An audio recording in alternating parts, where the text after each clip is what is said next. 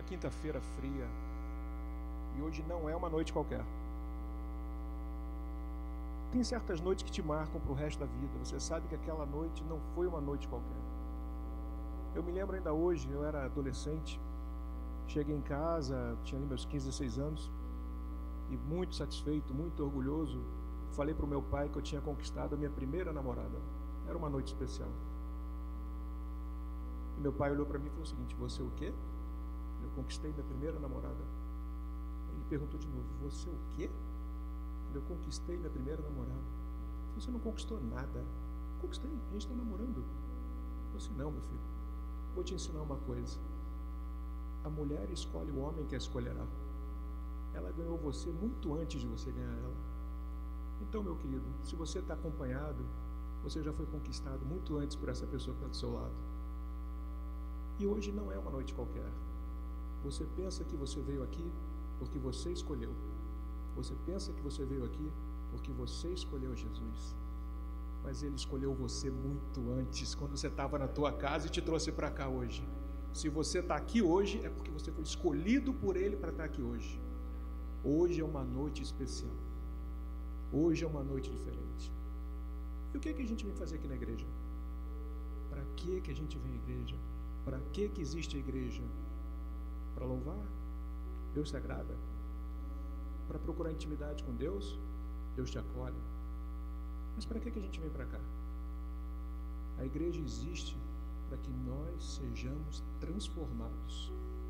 E transformados nós saímos por essa porta para que nós sejamos luz do mundo, sal da terra.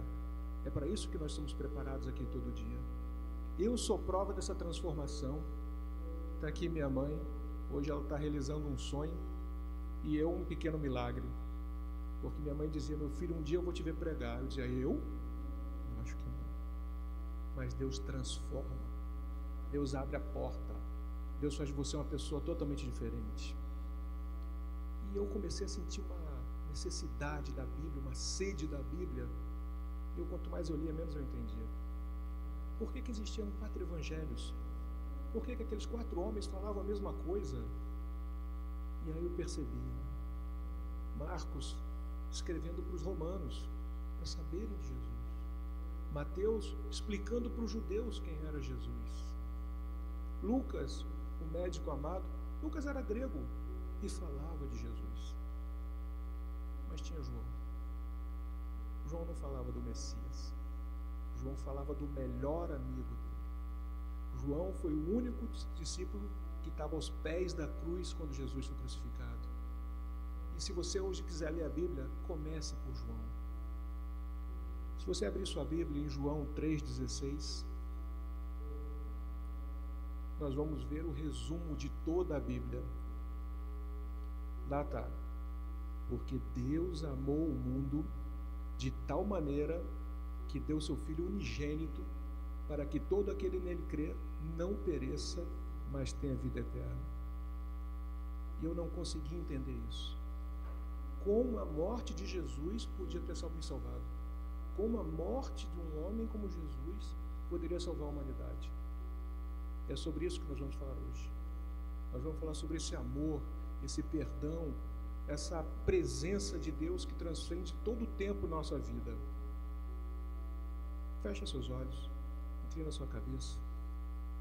Pai amado, Pai querido, tua igreja se reúne em teu nome. Tua igreja vem aqui com sede de ti, Senhor. Dai-nos a tua palavra, Senhor, e que a tua palavra toque nossos corações e que nós sejamos aqui transformados, Senhor. Leva-nos por essa porta para que nós sejamos luz do mundo, sal da terra, e que tudo que façamos seja pela honra, pela glória e pelo amor do teu santo nome, meu Pai. Tua igreja se reúne em gratidão. Tua igreja se reúne em amor. E o Senhor nos prometeu que onde 2 ou mais estiverem, ali estaria o Senhor no meio de nós. Seja bem-vindo, Pai. Seja entre nós com autoridade, com poder, com liberdade, e toca todas as famílias aqui representadas, em nome de Jesus. Amém. Eu vou pregar, e como eu não sabia o que trazer para a gente, eu orei a Deus para que Ele me orientasse, e eu senti no meu coração: filho, começa em Gênesis e vai só até Apocalipse. Vamos?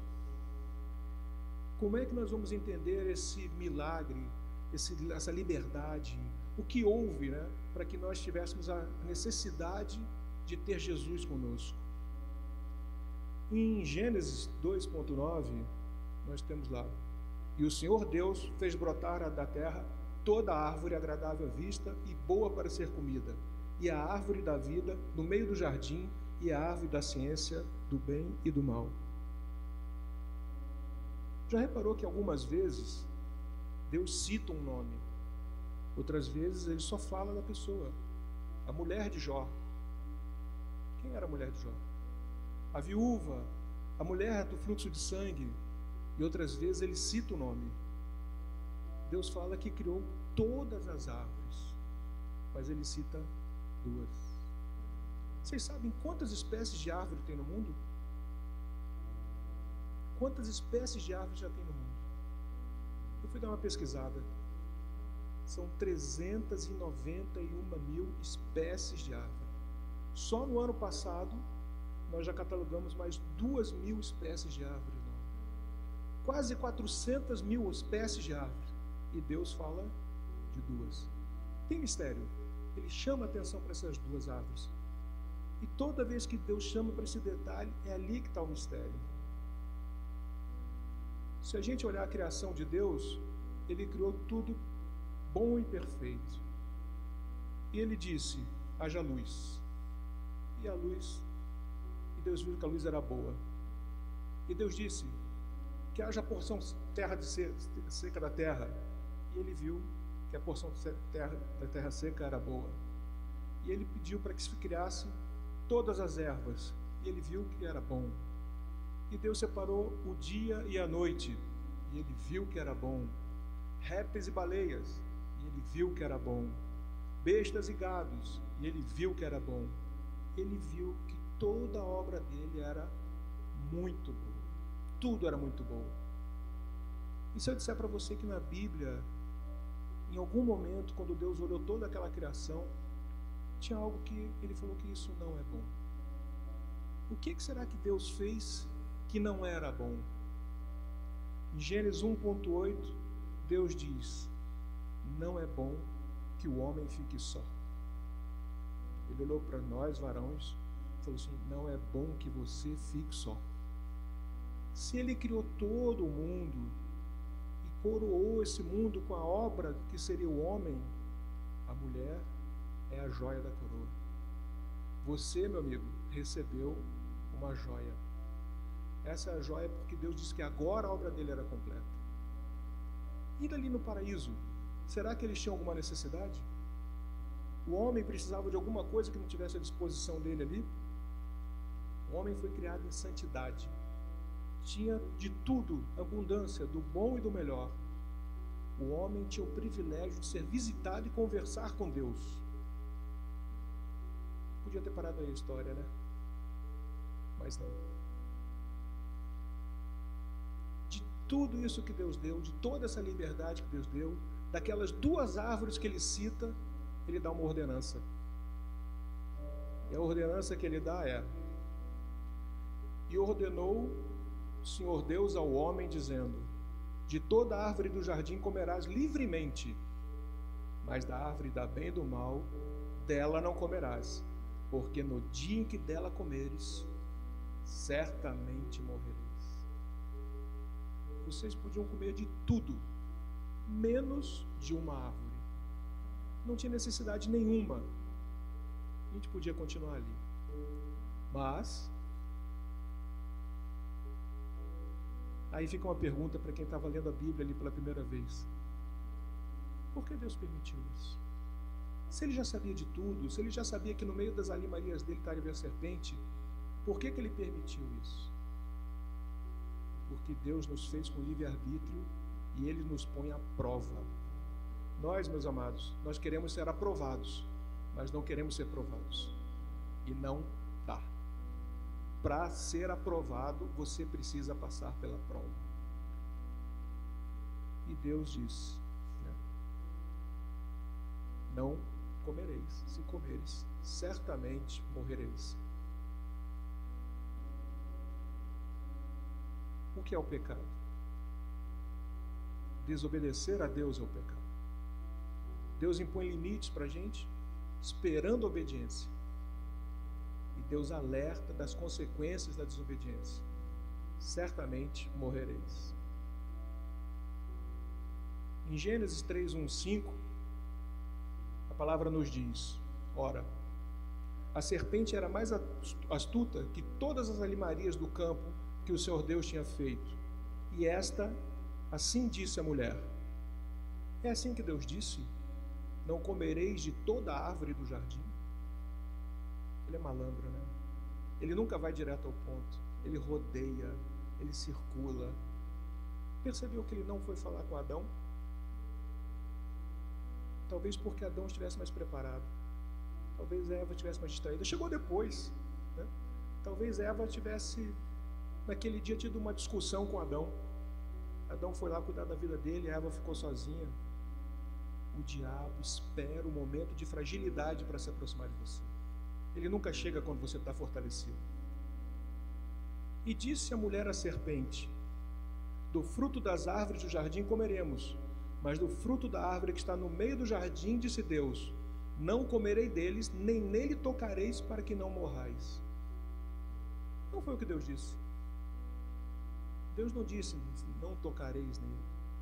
E também Deus não disse que não comereis da árvore do meio do jardim, porque a árvore do meio do jardim foi citada diferentemente da árvore do bem e do mal.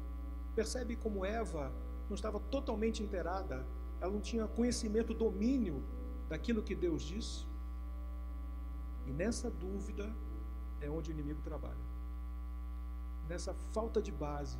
E hoje, muitas igrejas, muitos cristãos, muitas pessoas desconhecem a palavra ou usam a palavra de forma distorcida, o que permite que o inimigo entre e faça o estrago.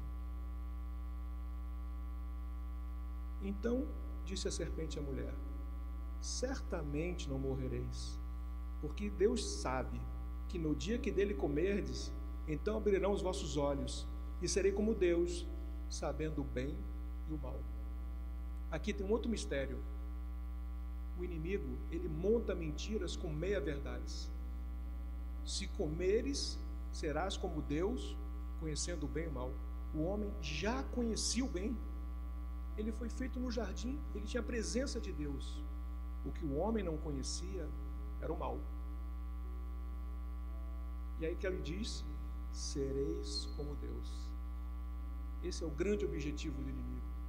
E ele usa essa dúvida na gente. Meias verdades somadas com meias mentiras. Deus não tenta o homem. Deus jamais tentaria o homem. O homem foi criado em santidade. O homem conhecia bem. O homem conhecia Deus. Mas o inimigo colocou no coração do homem uma dúvida: será que eu vou morrer? Por que Deus não quer que eu seja igual a Ele? Qual o problema de eu conhecer o bem e o mal? E foi por aí que essa dúvida nos afastou de Deus. Foi por essa brecha que nós permitimos comer o fruto e conhecemos o mal. Porque o bem nós já conhecíamos. E o pecado entra no mundo, o mal entra no mundo. A desobediência a Deus é o pecado. E o preço do pecado, o salário do pecado, é a morte. O inimigo, ele usa de estratégias para fazer isso com a gente. Até os dias de hoje, o inimigo não mudou de estratégia. Se a gente olhar o que ele fez com o primeiro casal, com o primeiro homem, com a primeira mulher, nós vamos ver que isso se repete até hoje. A primeira tentação que o diabo lança é da cobiça da carne. Fome, tribulação.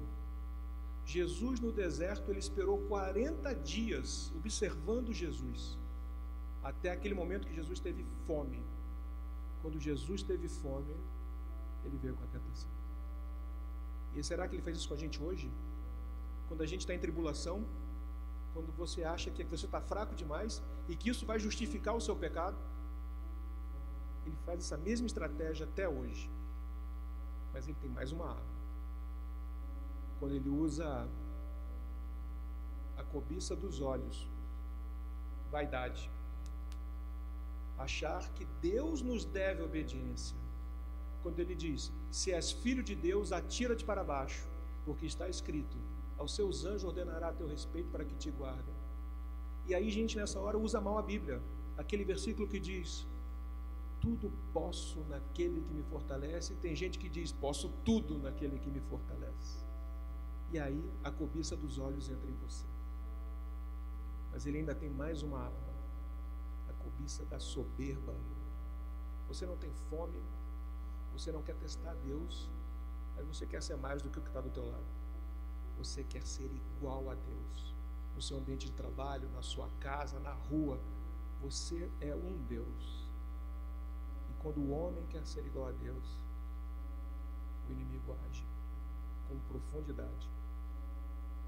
E o que mais entristece é que ele usa de artimanhas. Ele não foi direto em Adão, ele foi em Eva. Se a gente olhar para a história de Jó, Jó já tinha perdido seus filhos, tinha perdido seus bens, já tinha perdido sua saúde, mas curiosamente o inimigo não tocou na mulher de Jó. Ele reservou a mulher de Jó. E quando Jó já estava nas últimas forças, que o inimigo queria que o propósito dele de mostrar para Deus que Jó só gostava de Deus, só amava a Deus por causa das coisas, dos bens que Deus tinha dado a Jó, ele se incorpora na mulher, e a mulher de Jó diz: blasfema de teu Deus e morre. Se Jó naquela hora tivesse fraquejado na sua fé, ele teria morrido. Mas não foi o que aconteceu. Porque Deus não desiste da gente. Deus não se afasta da gente. E se nós cedemos, quais são as consequências? O que acontece se a gente ceder a uma dessas tentações, se a gente não estiver vigilante? Em Gênesis 3, 22, temos: então disse o Senhor Deus: eis que o homem é como um de nós, sabendo o bem e o mal. Ora, pois, para que não estenda a sua mão e tome também da árvore da vida e a coma, e vive eternamente, o Senhor Deus lançou fora do jardim do Éden, para lavrar a terra de onde era formado. E havendo lançado fora o homem, pôs querubins do oriente ao jardim do Éden, e uma espada inflamada que andava ao redor para guardar o caminho da árvore da vida. Deus disse: certamente morrereis. Eles comeram do fruto? Eles comeram do fruto. Morreram. Se eles foram expulsos, estavam vivos. Então não morreram. Se eles não morreram, o diabo tinha razão, né? O que houve aqui então? Que mistério é esse? Eles morreram sim. Eles sofreram da morte física. Mas mais doído foi que eles tiveram a morte espiritual. Perderam a eternidade, se contaminaram com o mal, perderam a aliança com Deus, perderam o paraíso. Mas que Deus irado é esse, que poderia ter perdoado eles, mas expulsou eles do paraíso? Por que eles foram expulsos do paraíso? Porque Deus é tão rancoroso? Como é que uma pessoa que não conhece a palavra de Jesus lida com isso? Por que Deus fez isso? Porque se o homem comesse da árvore da vida, o homem teria a vida eterna. E Deus estaria permitindo que o mal seria eternizado. Por isso é que ele proibiu que o homem tocasse e comesse daquela árvore, para nos proteger. A gente pensa que Deus perde o controle das coisas às vezes, mas Deus jamais, em momento algum, vai perder o controle da situação. E ali naquele momento, ele já sabia que nós precisaríamos do Filho dele. Porque Deus não muda seus planos. Apesar do nosso pecado, apesar de nós cairmos em tentação, apesar de nós não termos sido aprovados como ele esperava, ele nos dá mais uma chance e mais uma chance.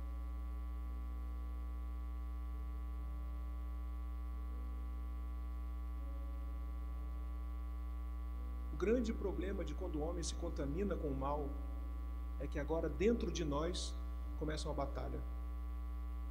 Existe um pequeno trecho, isso já foi usado em muitos filmes, isso é muito usado em palestras, jovem se vira para o tutor dele e ele está com angústia. E ele se vira para aquele mestre, aquele professor, e ele fala o seguinte: mestre, eu tenho dentro de mim 2 lobos. Um é bom e gentil, o outro é mau e perverso e violento. E eles vivem em luta. Qual deles vai vencer? E aquele mestre olha para o aprendiz e diz o seguinte: aquele que você alimentar.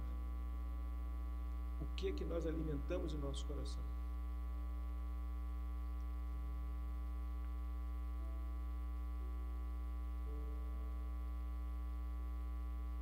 E o curioso é que a gente pensa que então não vale a pena ser bom.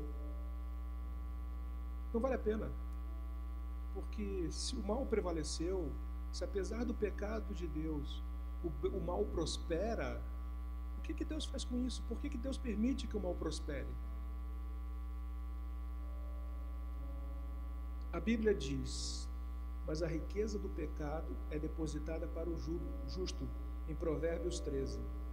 Eu vou contar uma pequena história que ilustra bem isso. Existia uma viúva. Essa viúva tinha 7 filhos. O filho mais velho tinha em torno de 13, 14 anos, então dá para a gente imaginar a idade dos outros filhos. E ela não podia trabalhar por causa da idade dos filhos. Ela não tinha ninguém que tomasse conta dela, ninguém que sustentasse as crianças. Então ela começou a vender os bens que ela tinha para alimentar os filhos. E ela ia vendendo as coisas, e alimentava os filhos, e ia vendendo as coisas. E o único bem que ela decidiu não vender era um rádio. Porque nesse rádio, quando a angústia apertava, quando a fome doía, ela botava música para os filhos. E os filhos dormiam sem comer, ouvindo a música. Um belo dia, ela estava ouvindo o rádio com os filhos, e o locutor fez uma campanha na rádio. Ele perguntou assim: eu queria saber se os nossos ouvintes acreditam em Deus. Se você acredita em Deus, liga aqui para a rádio e diga por que você acredita em Deus. Ela levantou com os olhos brilhando e falou assim: essa é a hora, esse é o momento, é agora. Correu na vizinha, pediu para usar o telefone, explicou o que estava passando na rádio. A vizinha já ficou curiosa para saber como é que ia acabar aquilo. E ela liga para a rádio e fala assim: olha, eu estava ouvindo a rádio e você perguntou se a gente acredita em Deus. Eu acredito em Deus. E o locutor perguntou: mas por que você acredita em Deus? Ela falou assim: porque só o poder de um Deus para manter vivo meus filhos que não comem há 4 dias. Se não fosse pela mão desse Deus, meus filhos estariam mortos. E eu queria aproveitar que eu estou falando na rádio, se você permitir, eu podia pedir para que pudesse alguém que Deus tocar no coração, mandar comida para alimentar meus filhos, se possível for me dar um emprego para eu ter dignidade e cuidar dos meus filhos.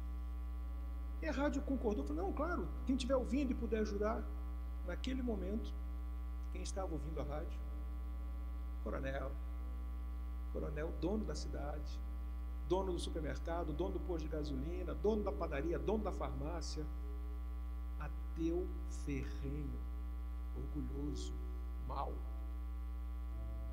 Ele falou assim: essa é a hora que eu queria. Ligou para a rádio: eu sou o dono do supermercado, eu gostaria de ofertar para aquela senhora que ligou um caminhão de mantimentos, com uma única condição: você faz a propaganda do meu supermercado. Não, claro, ótimo, vamos todos lá. Vamos lá entregar isso para a moça, para a senhora, para a viúva. Ele chamou os empregados, pega o caminhão, carrega o caminhão de mantimentos. Quando a rádio chegar, que vocês tiverem acabado de descarregar, e aquela senhora vai ficar assustada com aquele monte de coisa que eu vou mandar para ela, e ela perguntar: meu filho, quem mandou isso? Vocês vão dizer na ponta do rádio: foi o diabo. Vamos ver o que acontece com essa mulher e com essa rádio, com esse povo todo. E lá foi. O pessoal pegou o caminhão, a rádio foi para a casa dela. Quando ela viu aquele caminhão, mas ela se botou de joelho, e ela chorava, e ela orava, e ela batia as mãos. E o pessoal descarregando o caminhão, e ela não perguntava quem tinha mandado entregar aquilo. E o pessoal descarregando o caminhão, a rádio fazendo aquela festa, as crianças correndo, e ela não perguntava. O caminhão descarregou. Os funcionários olharam um para o outro e falaram assim: se a gente não perguntar, o patrão manda a gente embora. Dona, a senhora não vai perguntar quem é que mandou isso tudo, não? Aí a senhora falou para ele assim: vou não, meu filho, que quando Deus quer, até o diabo entrega. Esse é o nosso Deus. Esse é o nosso Deus. E aí? Nós agora temos opção. A gente sabe o que acontece com o inimigo, a gente sabe o que acontece com o pecado, a gente sabe o que acontece quando a gente se recusa ao pecado, e a gente pensa que a gente pode escolher. Pode. Mas você só tem duas escolhas. Ou você é escravo do pecado, ou você é servo de Deus. Não tem saída, não tem uma terceira opção. Ou você é escravo do pecado, ou você é servo de Deus. Na Bíblia, Romanos 7,18 diz assim: porque eu sei que em mim, isto é, da minha carne, não habita bem algum. E com efeito, o querer está em mim, mas não consigo realizar o bem. Não consigo. A gente sabe o que precisa fazer e não faz. A gente se torna vítima dos nossos próprios sentimentos. A gente se torna vítima das nossas próprias decisões. É difícil pedir perdão. Mais difícil ainda é perdoar. É difícil doar. Por quê? Essa pessoa eu não conheço, me maltratou, me judiou, vou pagar o mal com o mal. É mais fácil, mas é muito pior. Eu não sei se vocês conhecem um termo que se chama de sequestro emocional. E eu garanto para vocês que vocês já tiveram um. Quando a gente fala nos frutos do Espírito, um dos frutos do Espírito que Deus mais espera de nós é o autocontrole. Mas você já viu uma pessoa sofrer um sequestro emocional, ou você mesmo sofreu, quando falou assim: eu não queria falar, mas agora já disse. Já era. Quem tomou as rédeas da sua vida? Foi o inimigo. Foi nada, foi você. Foi você que topou, foi você que baixou a guarda. E ele entra para fazer o resto. E aí você justifica, e a coisa piora. E você mais uma vez se aprofunda sendo escravo daquela situação que você mesmo criou. Ou então a gente tem complexo de Deus, quando a gente pensa que não vai morrer. Amanhã eu peço perdão, amanhã eu me desculpo. E se você não tiver essa oportunidade, você vai carregar um defunto para o resto da sua vida. Não deixe para amanhã o pedido de perdão que você está devendo. Não deixe para amanhã o perdão que você está devendo, que foi pedido a você. A gente lá na frente vai ver o quanto isso é importante. Mas essa frase, eu não consigo realizar o bem, é a que mais me machuca. Você sabe o que é certo, mas não faz. Paulo diz para a gente em Efésios: porque não temos que lutar contra a carne e o sangue, mas sim contra os principados, contra as potestades, contra os príncipes das trevas desse século, contra as hostes espirituais da maldade nos lugares celestiais. Querido, o diabo está se lixando para o teu corpo. Ele não quer matar você simplesmente. Se for da ideia dele, se for dos planos dele, se for útil para ele, ele faz você rico, ele faz você saudável, ele faz você bonito. Você já viu o diabo tentar alguém com mulher feia? Você já viu o diabo tentar alguém com pobreza? Ele não está interessado nisso. Ele quer a tua alma, porque ele sabe que a tua alma é o maior presente que Deus te deu. E é isso que ele quer tomar, não só de você, mas de Deus. Isso é que ele quer fazer. E quando a gente duvida de Deus, e é isso que o diabo tenta fazer com a gente, criar essa dúvida. Quando você duvida de Deus, você acha que Deus não existe. Se Deus não existe, não há ordenança. Se não há ordenança, não há pecado. E o diabo vence. E a gente vive uma vida sem pecados. E é muito mais fácil, né? A gente dá vazão ao ego. E quando a gente erra, quando a gente peca, quando Deus se afasta de nós, Deus é tão maravilhoso, Ele projetou a gente tão bem, que Ele criou no teu peito um espaço que só Ele cabe.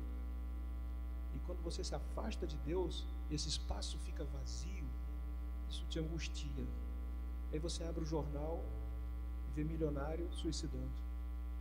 Você vê casais famosos se separando. Você vê filhos se afastando de pai. Vício é o nome que nós damos quando você tenta preencher esse vazio que Deus deixou no teu peito de propósito com qualquer coisa que não seja Ele. Você pode tentar um relacionamento, você pode tentar o álcool, você pode tentar o seu trabalho, você pode tentar drogas, e nada é suficiente, porque só Deus tem a capacidade de preencher um vazio do tamanho dele. Mas Ele faz isso para que você não se afaste dele. Ele faz isso para que você dependa dele, para que você confie nele. E a gente tenta fazer do nosso jeito, pelas nossas próprias mãos. E aí fica uma pergunta, né? Nós temos o pecado do vício, ou nós temos o vício do pecado? Porque se você tem um irmão que tem o pecado do vício, e nós curarmos o vício, acabou o pecado. Mas e se o meu vício é o pecado? Você é viciado no pecado? Ricardo, eu nunca conheci uma pessoa viciada no pecado. Ah, já viu. Mas já viu mesmo? Você já viu uma pessoa que está irada ao extremo, e ele quer a pessoa para matar, e se ele pudesse matar, ele ressuscitava ela para matar de novo? E o cara quer matar o filho, e o pai, e o sobrinho, até o cachorro do outro cara. E aí você fala para o cara: rapaz, deixa disso. Não, porque eu odeio ele. Você acha que tem perdão? E aí o que Jesus nos ensina? Perdoai para ser perdoado. Esse pecado não tem perdão. Esse é o pecado de morte. Porque o que o inimigo vai tentar fazer com você é relativizar o pecado. Ele vai inventar que tem pecadinho e pecadão. Ele vai dizer o seguinte: não, o dinheiro é seu, a maconha é sua, a casa é sua, você não fez mal a ninguém, você se trancou em casa e se maconhou. Ou você arrumou um relacionamento fora do lar, mas ninguém sabe. Qual o problema de eu amar duas mulheres?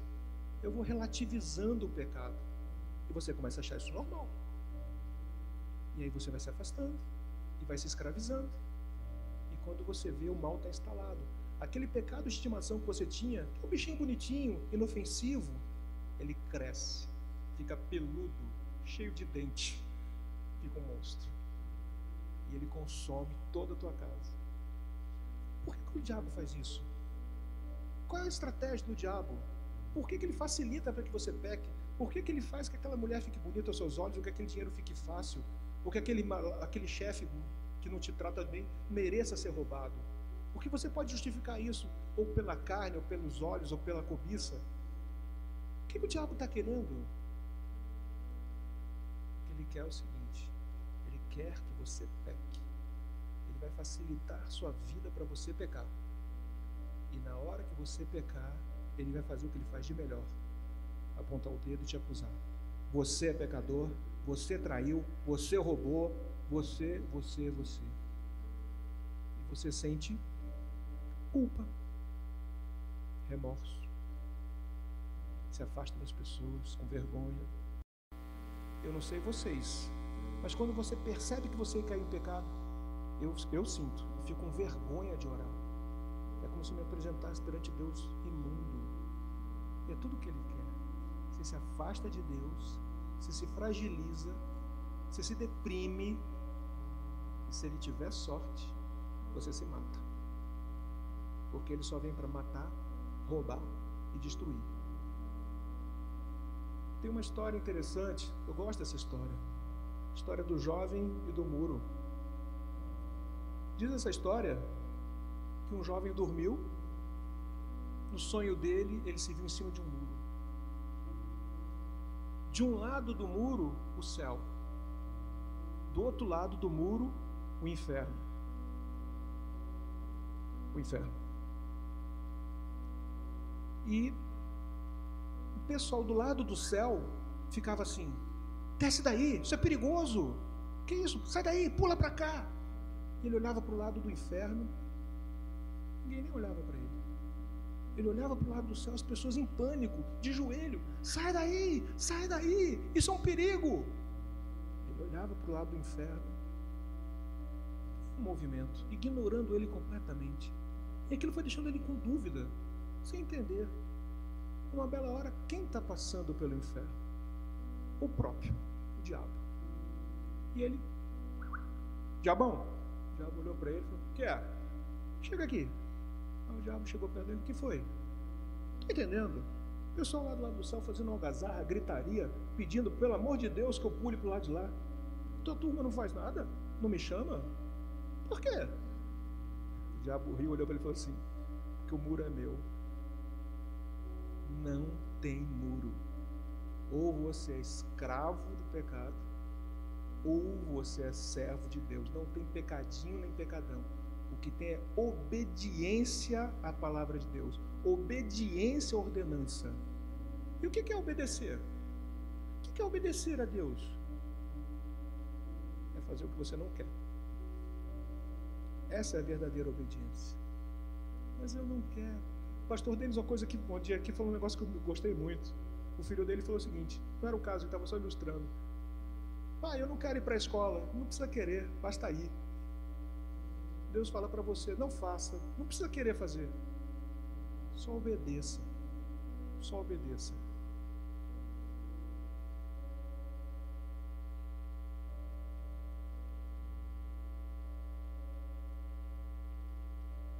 E aí a gente opta por ser servo de Deus. Essa é a nossa opção.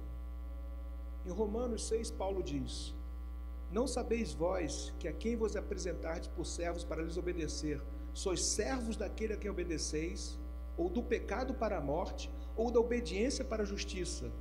Mas graças a Deus que, tendo sido servos do pecado, obedecestes de coração a forma de doutrina que fostes entregues, e libertados do pecado fostes feitos servos da justiça. E o que é ser servo? Como é que a gente obedece a Deus? Por que a gente tem esse nosso ego querendo fazer aquilo que é mais fácil, que é mais gostoso? E Deus diz, Jesus disse, por que me chamais de Senhor, Senhor, se não fazes o que eu mando? Quantas vezes nós vemos a igreja, Senhor, Senhor, mas você não se comporta como servo. Se nós tomarmos a opção de sermos servos de Deus, de obedecermos a Deus, Deus não quer só isso, Ele quer algo mais. E Ele diz, eu preferia que você fosse meu amigo, porque o servo não sabe o que o Senhor faz, e Deus te dá satisfação do que Ele está fazendo. Eu não sei você, mas eu já fui visitado por Deus em sonho. E o que Ele me falou em sonho aconteceu linha por linha. Deus não é um homem para mentir, nem Deus para voltar atrás. Ele é um Deus de promessas, é um Deus fiel. E se eu hoje estou aqui, na igreja dEle, foi porque Ele me permitiu vir aqui.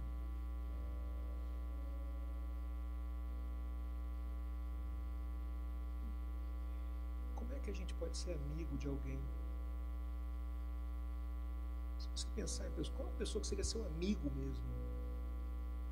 Porque a gente às vezes quer ser amigo de Deus ou do homem pelo aquilo que Ele nos proporciona. É gostoso ter um amigo com casa na praia, é gostoso ter um amigo que te leva para passear, e o inimigo fica só olhando, porque nós servimos a um Deus que abençoa livremente. Ele ama abençoar os filhos dele.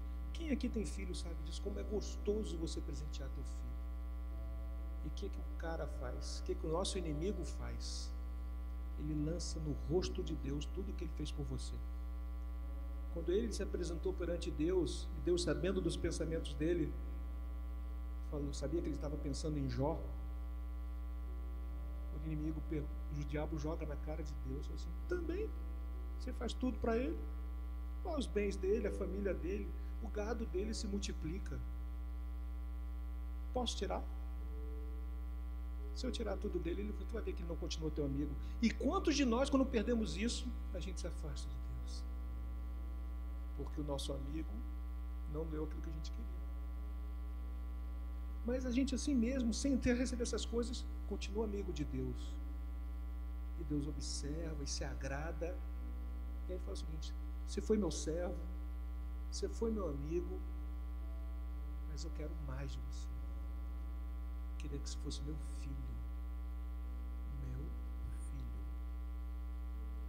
E o que nós precisamos fazer para nós sermos filhos de Deus? Aceitar o único Salvador que esteve na terra entre nós, que morreu por nós, e que graças a Ele nós fomos aceitos como amigos de Deus, como filhos de Deus na família de Deus, tendo o Filho unigênito de Deus como nosso irmão. Outro dia eu estava conversando com um amigo meu e falando, sabe, no fundo eu tenho inveja do povo judeu, povo eleito, nação santa, povo escolhido, a menina dos olhos, o Deus de Israel. Ele se intitula com o nome do povo dele, o povo que se chama pelo meu nome. Ele falou assim, você tem inveja dos judeus? Eu falei, eu tenho, os caras são, nós somos convidados, eles são os donos da casa, eles são o povo eleito. Ele olhou para mim e falou o seguinte, mas você tem uma grande vantagem sobre os judeus. Eu falei, qual? Jesus. Eles ainda não receberam Jesus. E o dia que eles receberem, nós vamos embora. Porque esse é o grande objetivo de Deus, levar todo o povo dele para ele.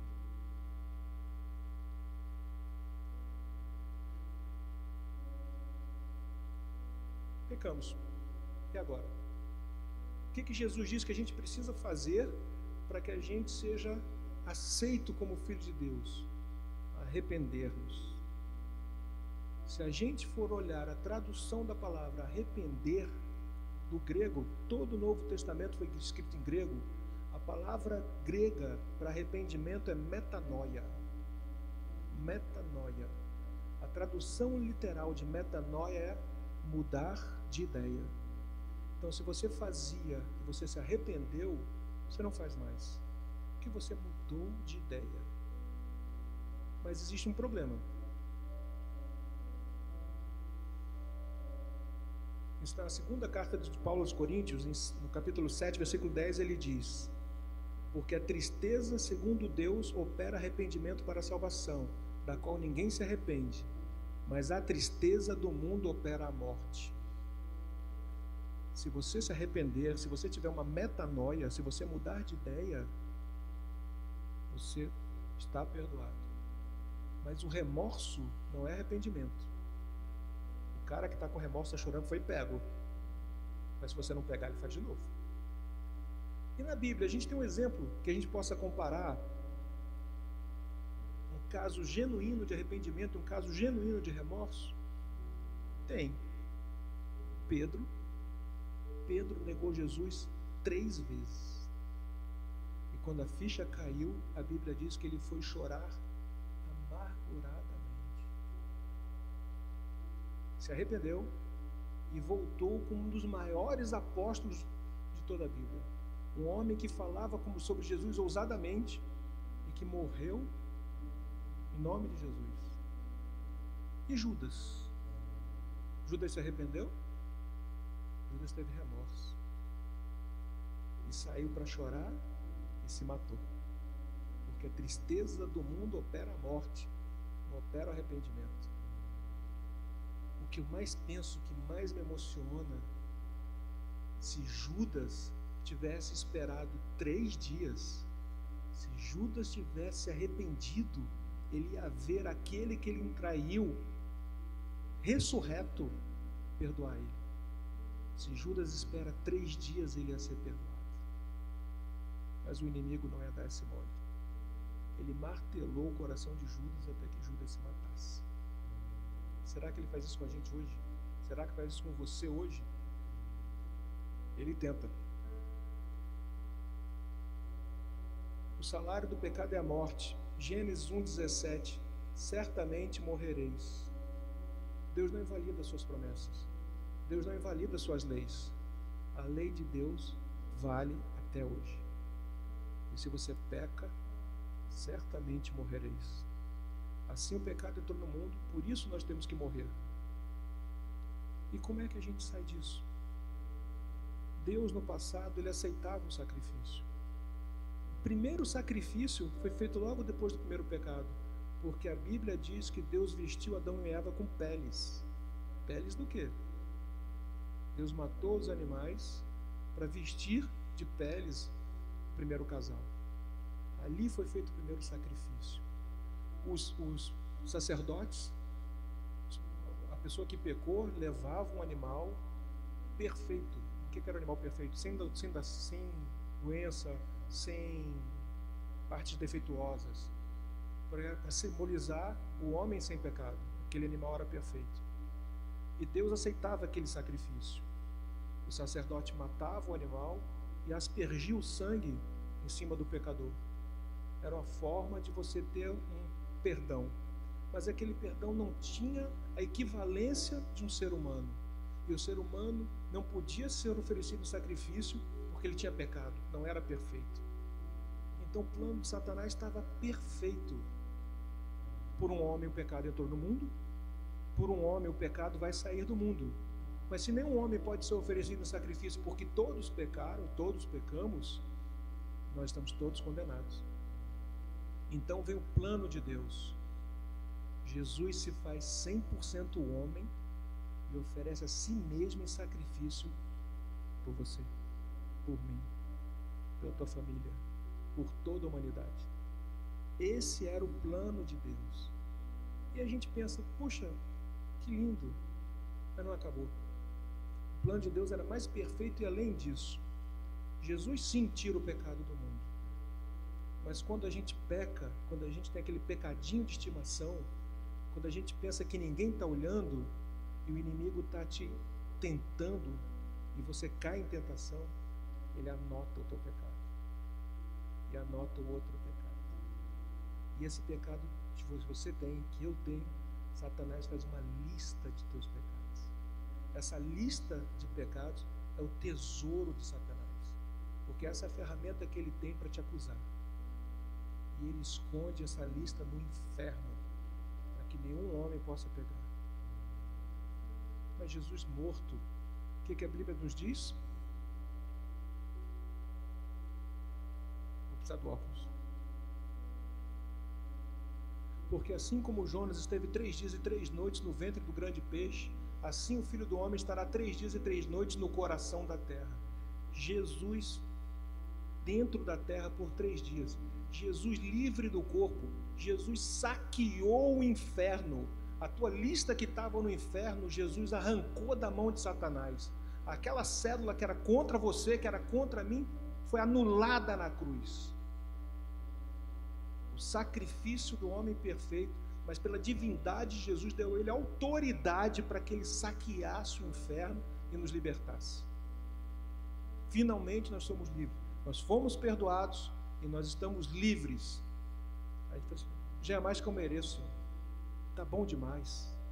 Aí Deus diz, não, tenho mais para você. Mais, Senhor? O que mais o Senhor tem para mim? Lembra da árvore da vida? Que foi negada para ser para o ser humano? Chegamos em Apocalipse. Quem tem ouvidos, ouça o que o Espírito diz às igrejas. Ao que vencer, dali é comer da árvore da vida que está no meio do paraíso de Deus. Aquela árvore que foi negada para a humanidade agora é tua. Deus não muda os planos dele. Deus nunca desistiu de você. Deus nunca desistiu do amor dele por você. Para isso ele precisou dar o Filho dele. E a gente espera que todo joelho se dobre e que toda língua confesse que somente Jesus é nosso único suficiente Salvador. E Ele é que está limpando a nós com seu sangue. Ele é que nos liberta dessa escravidão. Vamos ficar de pé, por favor.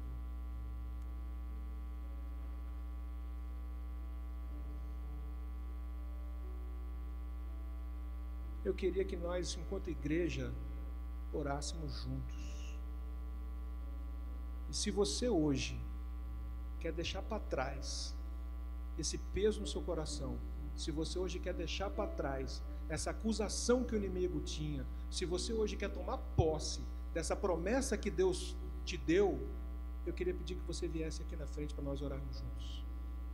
Hoje é o dia de você vir aqui e tomar posse de uma promessa de Deus. Eu queria que você envergonhasse o inimigo e mostrasse para ele que você é filho de Deus, que você é livre. Eu queria pedir ajuda para os obreiros da igreja, para a gente vir para cá e orar todos juntos.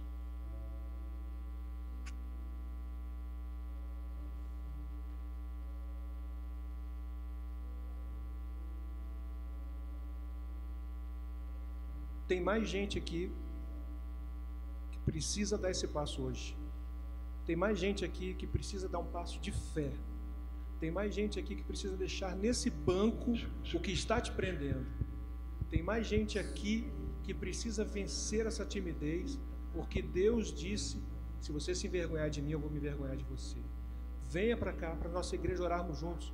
Envergonhe o inimigo e dê um passo de fé, para que nós oremos juntos, para que nós demos, como aqueles leprosos, todos foram curados, mas só um veio agradecer a Deus. Teu sangue leva-me Pai amado, Pai além, querido, a todas as alturas, onde ouço tua voz. Fala de tua justiça pela minha vida. Jesus, este é meu sangue.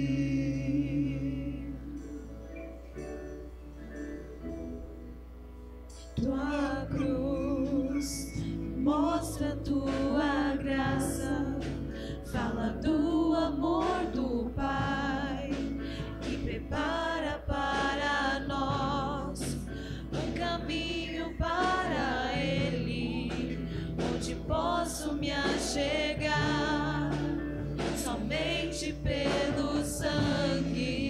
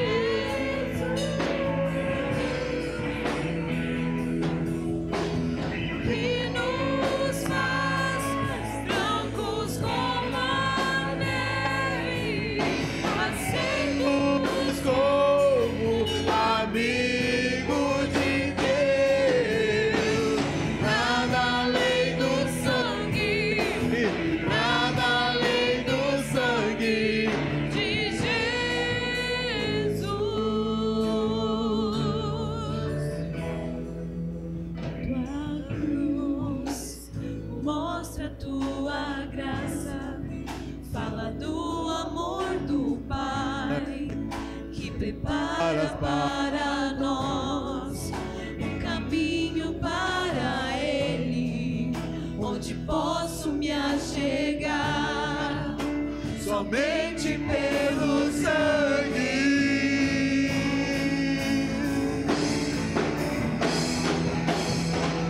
Que nos lava dos pecados, que nos traz restauração. Nada além do sangue, nada além do sangue de